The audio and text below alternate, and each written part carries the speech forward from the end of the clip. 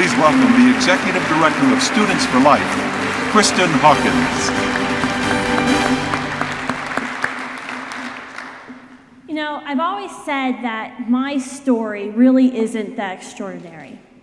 I've been a Christian my whole life. I was raised in a pro-life home. But I never really thought about abortion until I signed up to volunteer at a local pregnancy help center. I remember my first day clearly. I went into the center thinking I was there to answer the phones and to organize the diapers in the supply closet. I had no idea that I soon would be empowered to sit down and talk with women who were coming to the center believing that abortion was their only option, that I was going to be empowered to save a life. Ladies and gentlemen, I have something to admit to you tonight. I've been wrong. You see, my story, which is probably a lot like yours, is extraordinary. It's extraordinary because you and I were created by a God and chosen to live now in the United States of America in 2012. I forget my age. He chose us, sinners, ordinary people, to take a stand and to do extraordinary life-saving works through him. Since 1973, over 54 million children have been killed by legal abortion in our country. Precious children who were created in God's image and who, just like you and I, are intrinsically valuable. Yet they were thrown in the trash because their mothers were deceived. Their mothers were deceived and told, you can't have that child and continue your education. You can't have that baby and continue to feed your other babies. You can't have that baby and stay with your boyfriend, your husband, whoever. And I know, 54 million is an impossible number to get your head around.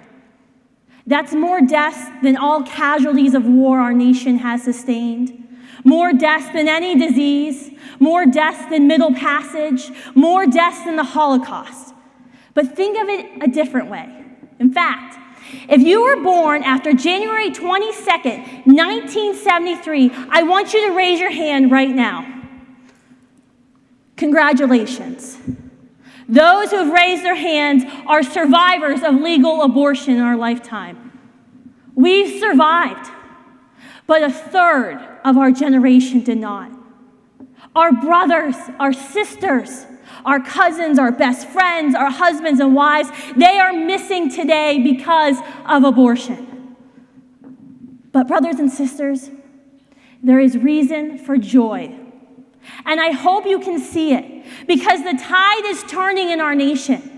More Americans now than ever understand that abortion kills a human being and is morally wrong.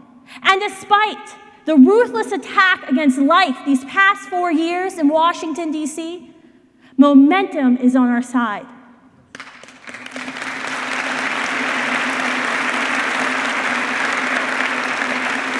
And I believe God, the creator of our universe, the master of all, has united us here tonight.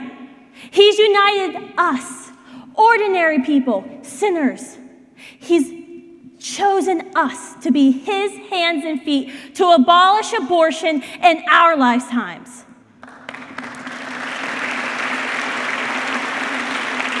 But in order to fulfill this vision of abolishing abortion and living out God's will for us, there's two things we must do. We must pray and act guided by a courageous love. First, we must pray for those public officials who we elect and are about to elect.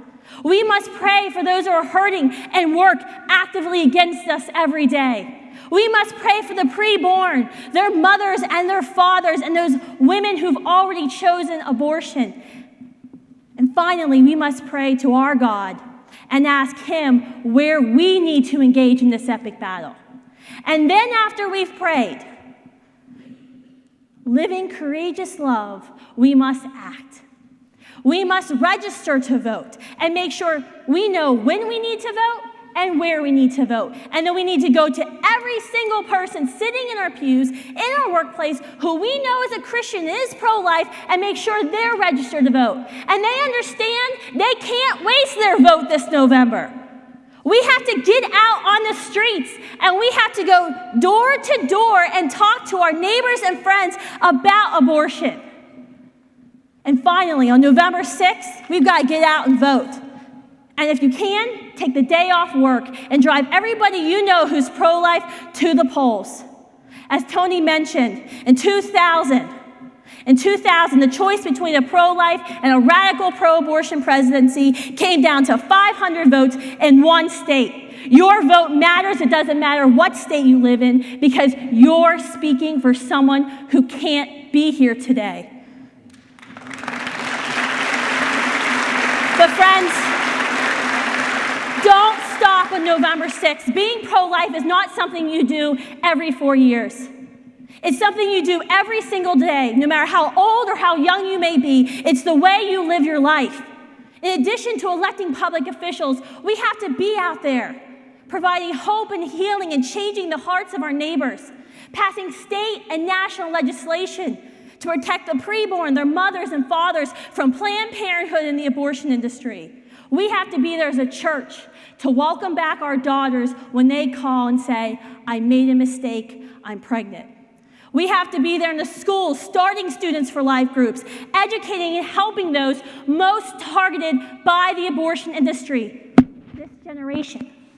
And we also have to be out there in our communities, making abortion unwantable by providing support and tangible resources.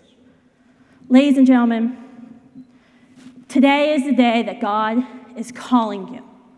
He's calling you to act courageously and to love courageously and to rise up out of your pews, rise up off your couches, and rise up out of your dorm rooms. Because today, tomorrow, and the next day, babies are scheduled to die. His babies are scheduled to die. Your babies are scheduled to die. And there are mothers and fathers whose heartbreak is certain.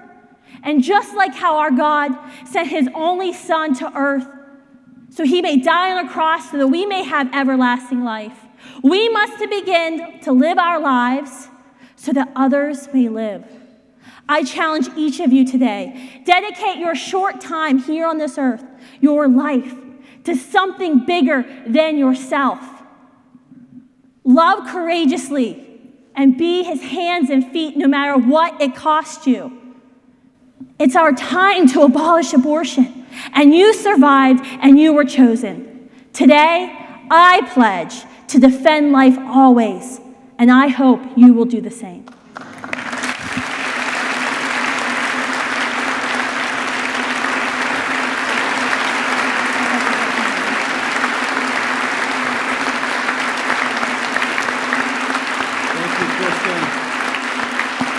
Thank you so much.